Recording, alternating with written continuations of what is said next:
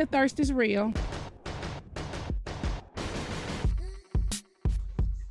Hi, my sissies. Welcome to another episode of Thirst. I'm super excited to be joined by my wonderful co-host, former Mr. World and TV host, Frankie Chenna.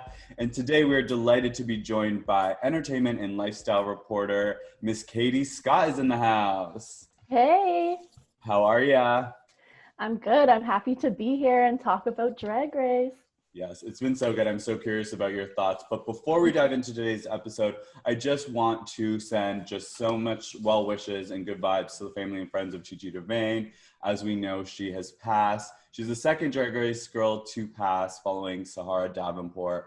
And it's just sad. She was just such a bright light and just such a fierce competitor. But I'm happy, if anything, we got to see her twice on her original season and on All Stars. So rest in peace, Chi DeVayne. But let's kick things off with this episode. We're at top 5. Just so you know, we have a lot of interesting stats that I think can help determine who would have been eliminated this episode. But we have Rita with 3 wins, which is major. Jimbo and Priyanka have 1, and Lemon have 2, and poor Miss Scarlett BoBo has 0. It's just crazy to think about that. You know, you could be in the top 5 with 0 wins. It's impressive, really, kind of in a way, in a weird way, in a backwards way. I don't know. When they were going through the stats, I just immediately wrote down like Bobo 0, time to go. I hope this is foreshadowing for elimination. Which it didn't, but we can break that down when we talk about the end of the episode. But go ahead.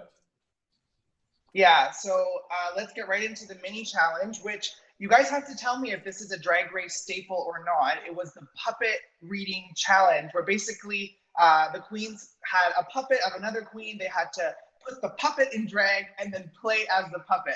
Very entertaining to watch, but yeah, it was a little strange for me at least. Yeah, they do this a lot on the American one. But it was interesting because I think what Canada did better, the puppets looked better, like higher budget on the puppets. So great for that. And it was more of like almost like a reading challenge. Like these girls went in. I was surprised by Rita. So shady. Just literally called out Jimbo instantly. Right. Any other? Yeah, I loved it. I loved actually when Lemon, this is probably my favorite read, when Lemon goes, oh my God, and people think that you're Tynomi, even the judges. That's why they put you in the bottom. I was like, that is like clever wit. Whether she wrote it before or not, I was living for it. And then Jimbo's line about Scarlett. Actually, my name is safe. And that is the vibe. I feel like she's so safe right now, and especially without her drama with Ilona, I'm like, okay, so where's your camera time now? Right, interesting, yeah. Right? Yeah. The solo sissy. Yeah. Then they gave Bobo the win, and I was like, oh no. And this was the start of my like fear of what's gonna happen in the episode. I'm like, are they just trying to lift her up before they take her down, or you know, what's coming? But it was her first, and I hope her only win on the season. The shade. I'm sorry, Bobo. I'm so mean to Bobo every week, but you know, we got to have our favorites and we got to have people we don't like. There has to be winners and losers. Exactly. And I'm not a huge fan of Rita, but I will give her that for that challenge. I thought she was the best. Me too. Agreed. She was my choice there. Yeah, and especially to air all that out in front of Jeffrey. Because remember, Jeffrey doesn't see any of that footage and stuff. You know what I mean? So it's like, you are savage, and it's also like good competition. Because now Jeffrey's probably going to look at Jimbo sideways. On the Jeffrey holds grudges. He holds grudges to a T. Like, so very, very smart move. So that concludes our mini challenge. We go to the maxi challenge, and like, just props to the producers, to the directors of this episode, because it was just a beautiful episode, you know, covering a really, really important charity, Rainbow Railroad, which brings gay refugees to safe places where they can be themselves. And the whole episode was really about that, and actually getting to transform some of these people who've been helped by Rainbow Railroad by putting them into drag. So very, very interesting concept for sure. Yeah, and what I loved is like, these were really men to see the transformation, if that makes sense. There was no kind of easy pick. When Scarlett got the chance to cast, I was like, ooh, this is gonna be good because they're really gonna have to transform these men. Totally. I was afraid that Jimbo was gonna make his drag or her drag daughter a scary clown, but I thought that transformation was the best one. But holy shit, it was so amazing. Right. Before we dive into the runway, just want to say, like, how crazy is it that it takes $10,000 to escape these countries? And it's like, I thought when they're like, oh, we're making a donation for $10,000, when they said one person, I was like, wow, we have so much more work to do as a community, like thinking about how we can, like, in Canada, we're in this bubble almost of like, everything's fine and dandy. But there's like, what would they say, 70 countries where it's like, you can't get married, in 6 you can get killed. That's nuts to me, absolutely nuts. Yeah, it was very informative and educational, and yeah, I mean, $10,000, that's your flight, that's a couple months of rent, that's food, like, true. It's expensive. Relocation is expensive, you know. So, but yeah, very, very cool insight into such an important charity. It made me want to donate my savings right away. Like, just one person for 10 grand, we all need to do so much more. Yeah, and I think that they'll get a lot more donations, I think, from like Canada Drag Race really amplifying that charity. So I'm really excited. Yay, Canada. It just makes me proud to be Canadian. Yeah, for sure. So should we kick things off? We're gonna do Quench and Parch for the runway looks, and then also kind of break down their makeover, which is kind of more of the challenge, more so than what they were wearing. But up first we have Priyanka, and she had, I wish I could remember his name, but he was from Jamaica, tall. Elton, I think? Elton, yes. He was very butch, and then when they came out of the runway, I was like, oh, she made him over. She shaved his beard. Yes. And you have to remember, like, a queen like Priyanka's only been doing drag for like 2 years, so it's a lot to get yourself in drag and then get somebody else. Yeah, my only problem with it, just to kick off, is that he has very broad shoulders, you know what I mean? And sometimes what happens is these girls, they bring their makeover look like before they get there, you know what I mean? Whereas I think you almost have to bring an idea and then shape it around the person, if that makes sense. Because his shoulder just looked, it was like very jarring to me.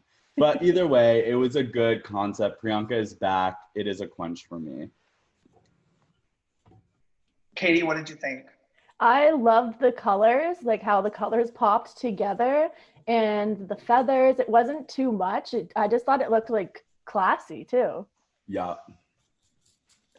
This was such a hard week for me from the reality, like from the competition side. Maybe because I'm a newbie, but I was just struggling to, what am I judging? What am I looking for? Is it about the transformation of the guy, or is it about the look, or is it about the team? Like, so I'll be honest, I was all over the place, and like this week was just like a big question mark for me on elimination. I had a parched for them. I know that they won the week, so clearly I'm on a different planet, but I just didn't like the look very much. I thought it was really basic, and my opening opinion when I saw them come out was like, oh, like, I feel like me and my friends could do that, and I've never, experimented with drag or makeup, so. Right, it's always so tough too with the first one, because you're like, what am I comparing this to? You know what I mean? What are the others gonna be?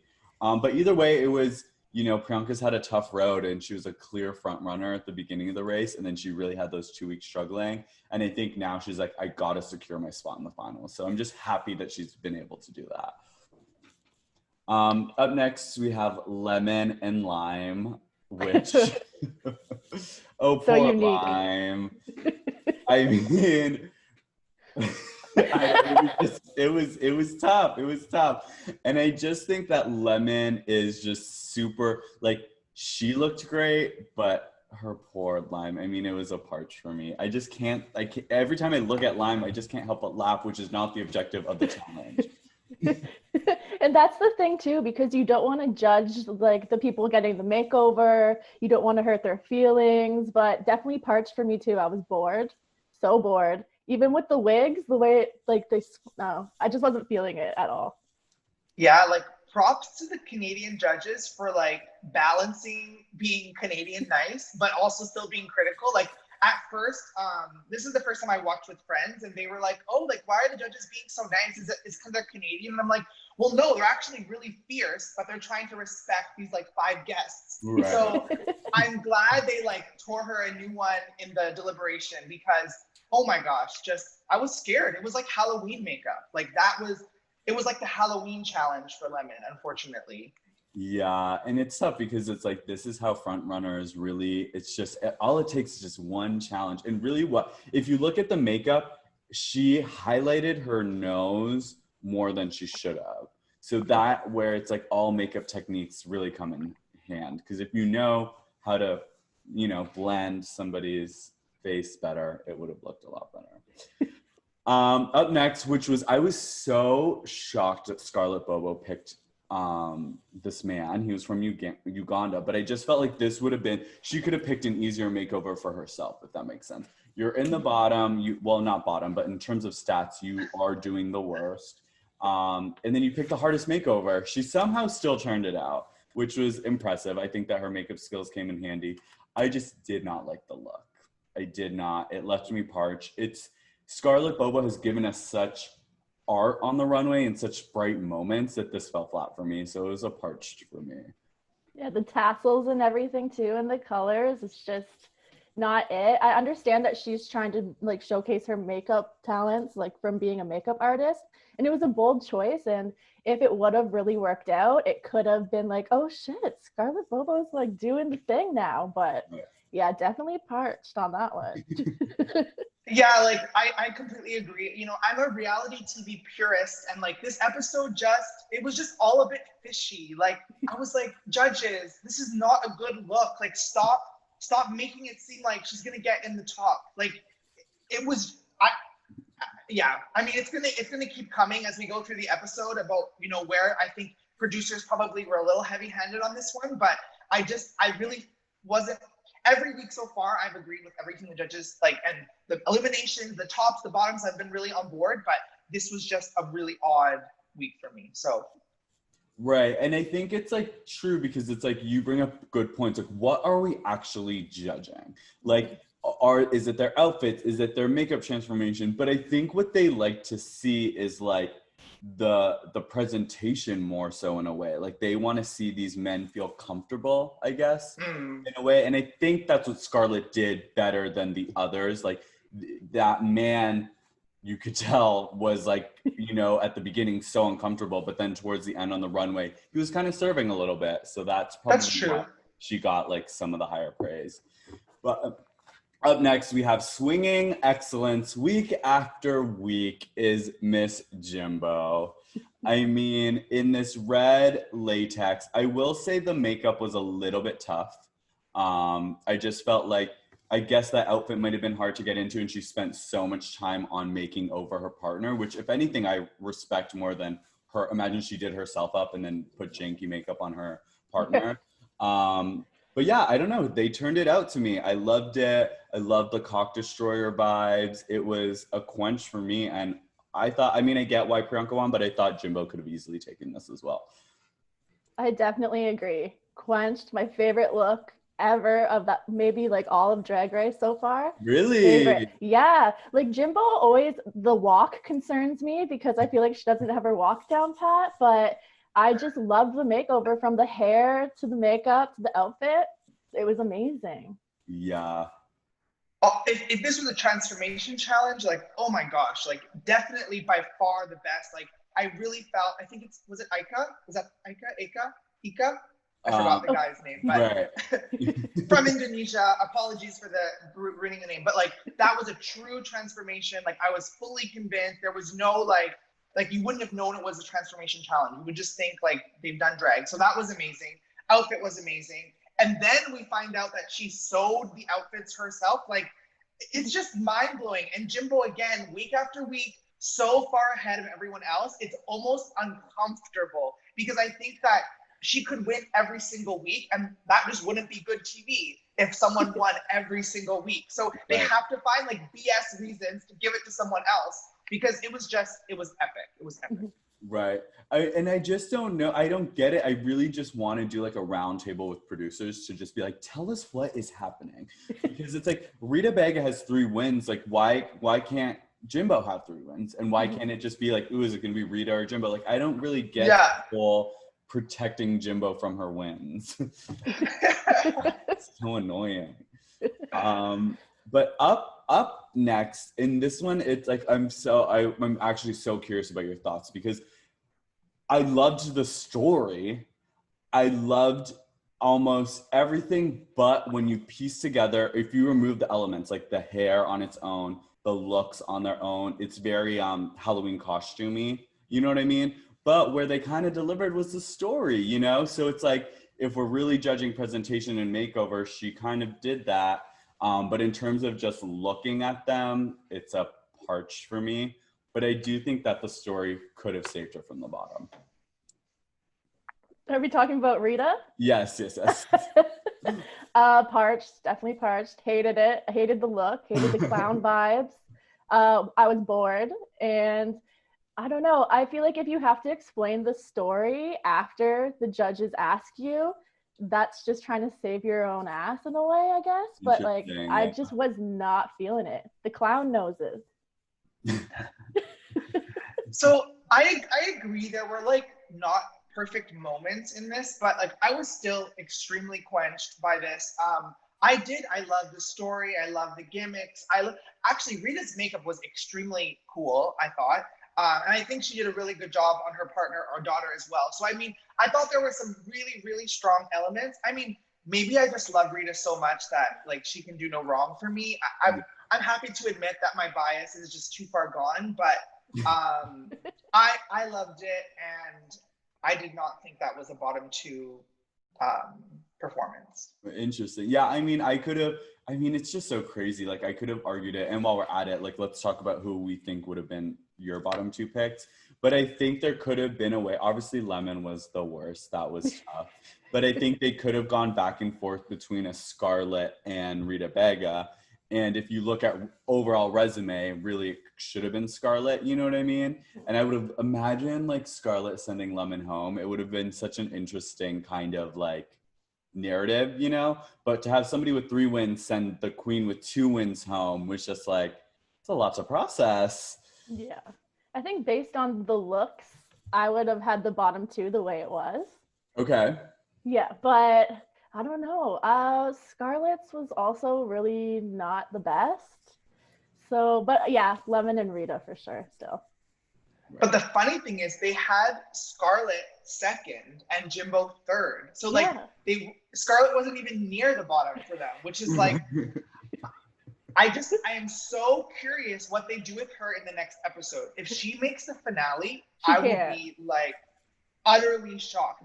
But this episode is scaring me because the pattern should have been that Bobo was eliminated, because they've really been like taking out the trash every week. So it's like, why did you keep her? Like, it doesn't make any sense. So there is something up that we're not seeing that I'm worried about next week, because this was the first time going into the bottom 2 that like actually my heart was like palpitating, because I did not want one of them to go home.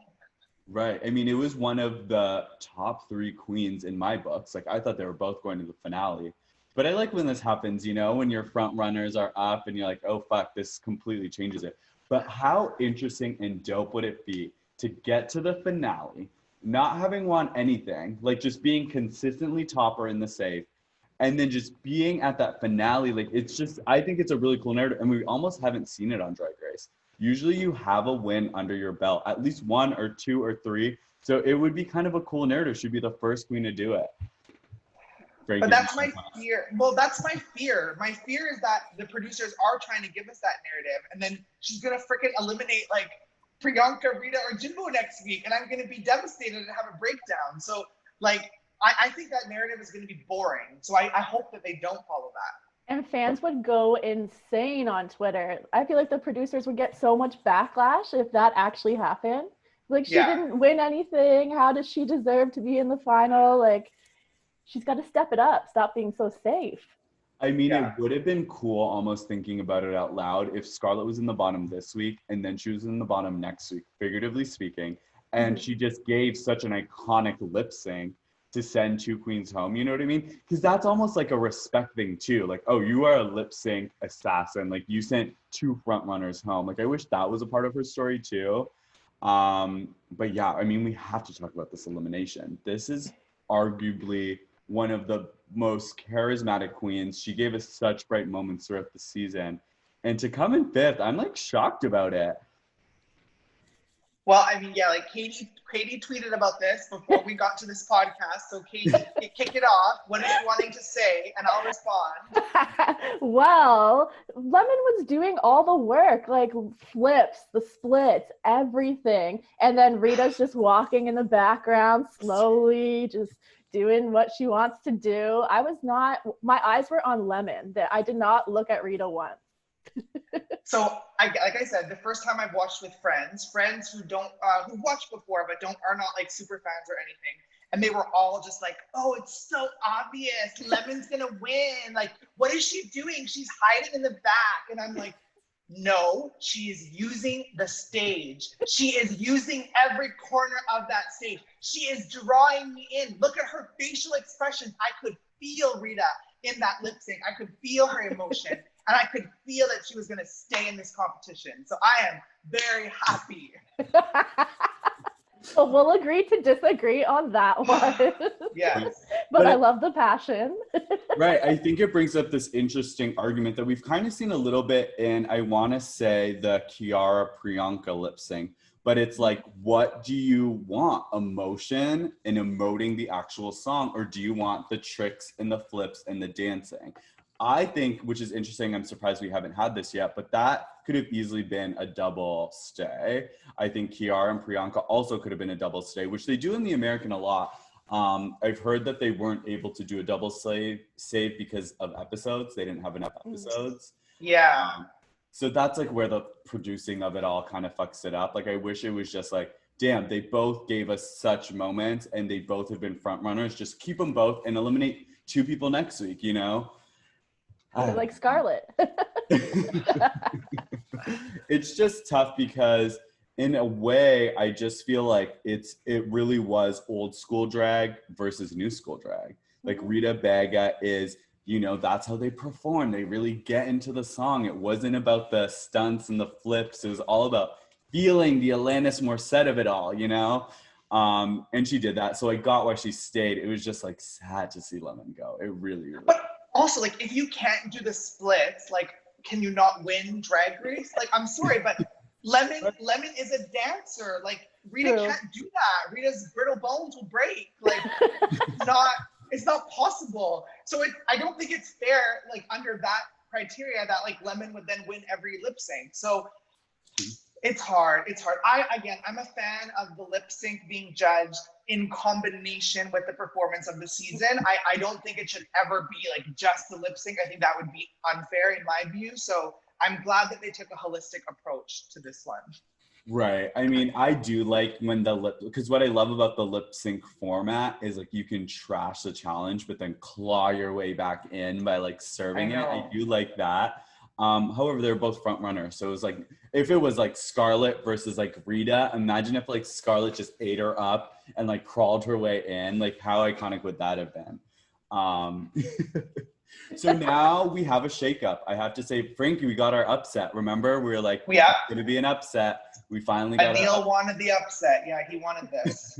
I just wanted a front runner to be eliminated to just shake things up a bit, and we got it. I was shocked it was Lemon. But who do you think your top three is? I mean, I think I know the answer.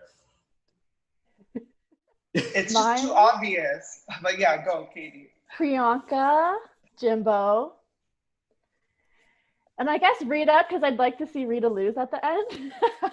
Oh my God, Frankie's gonna crawl across the screen and punch you. Oh no! I think I was with someone last night, one of my friends, Kelvin. He is just not a fan of Rita, and it started to get into my head. And then the person who had us at their house, Derek, he is the biggest Rita fan ever. So there's so much fights, and I was like, Kelvin's making more valid points, so now I don't like Rita. Okay, well then we can have a separate podcast about how much I love Rita Baga. Like I love Rita Baga so much, and I pray that this is a part of her arc. I talk about the arc every episode. characters need an arc on reality TV. This is her arc. This is her low moment before she makes it all the way to the end and hopefully wins Drag Race. I mean, I love Jimbo too. So Jimbo, Rita, like, I can't go wrong. I would be happy either way. But I think like Rita's character work, it gets me all the time. The moment she comes onto a stage, I'm just enthralled by her. So I'm hoping for a Rita Jimbo like face off. Right. I think that it's going to be Scarlett BoBo at the end. I think that is an interesting narrative that we never seen. So she's my first spot.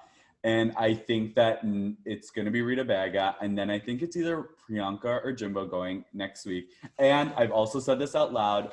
I've heard rumblings that UK girls are being called for the American All-Stars. So I think, and this is just my prediction, Rita Baga will win the whole season. And they will use Jimbo and Priyanka for All-Stars.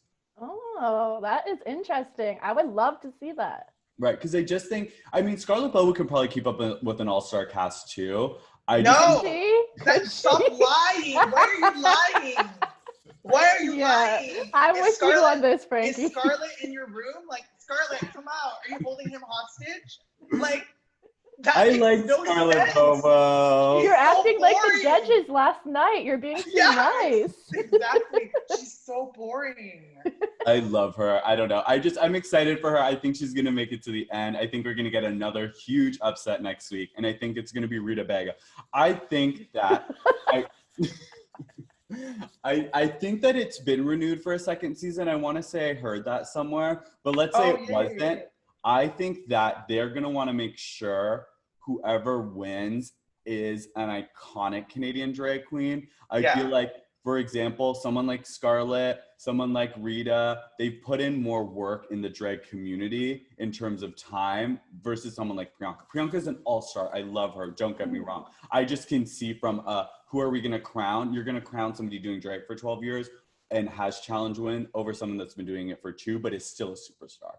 Like, Priyanka's a fan favorite no matter how you shake it, right? Yeah, like all of the stuff she says is so funny. So I feel like that's why everyone's always like, yes, Priyanka. And we all have pictures with Priyanka, so we're waiting to post them when she wins. Right. Oh my God, I wonder if she's going to do another brunch or booking fee. She's going to be like, I need $10,000 now. I'm a Drag Race Canada girl. You can be like, remember that time that you bailed on us last minute? Right. Oh my God, you're right. But I'm so excited because Frankie's possibly going to be in Toronto for the next brunch, so we can literally be doing this live, fingers crossed. Yes. So we have 2 weeks to the finale. All in all, I have to say, I mean, Canada's Drag Race has been doing the damn thing. I've been entertained thoroughly. They're really giving us some bright moments. The Rainbow Railroad, like, if Canada Drag Race could be nominated for an Emmy, that episode on its own gave us so much heart.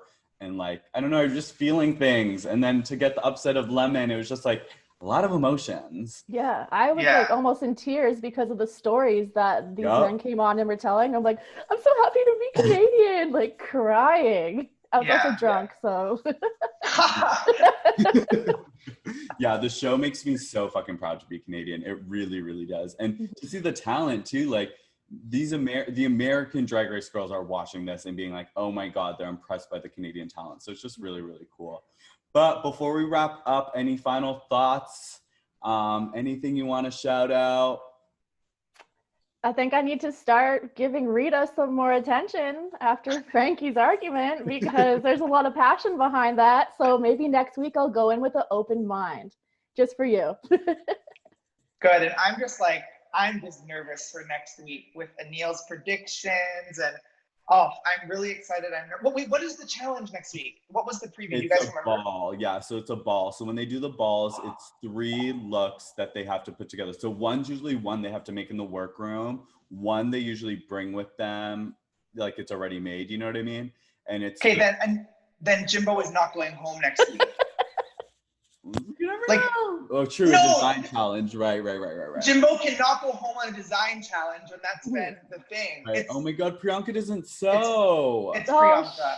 Priyanka or Bobo. It's Priyanka or Bobo. Don't talk about Bobo like that. Bobo's in the room. Watch out. Yeah, she's in the room. Be careful. But yeah, oh my God, I just forgot it's a design. So you're right. things might be looking gloomy for Priyanka, but we shall see. Okay, well, thank you, Katie. Where can people Insta-stalk you and follow your life? Kat Scott, so KATTSCOTT on Instagram and Twitter, Katie Scott News. Awesome. And Frankie, where can people Insta-stalk your life? At Frankie Chenna, YouTube, Twitter, Instagram, Facebook. Awesome. And I'm Neil Joshua, ANEAL Joshua on Instagram and Twitter. This is Thirst with a Y. If you're listening via podcast, wherever you're listening to, make sure you take the time to subscribe. Give us a little review, only if it's nice. And as you know, we are now coming to you through the YouTube space. So subscribe on that channel, thumbs up, give us a comment. And always remember, guys, the thirst is real. Bye, cunt.